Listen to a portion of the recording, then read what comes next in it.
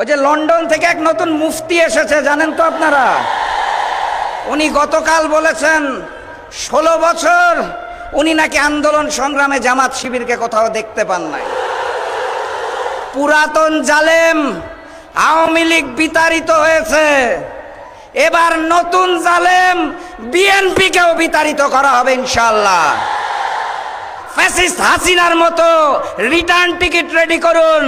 দিল্লি নয়, পিন্ডি নয়, আপনার জন্য সবার আগে লন্ডন।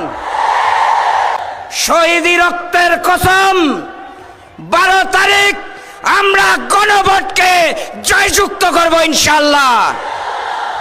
সংগ্রামীর সাথে এবং বন্ধুগণ, নোয়াখালীর 6টি আসন, 4টিতে দাঁড়িপাল্লা, 2টিতে শাপলাকলি।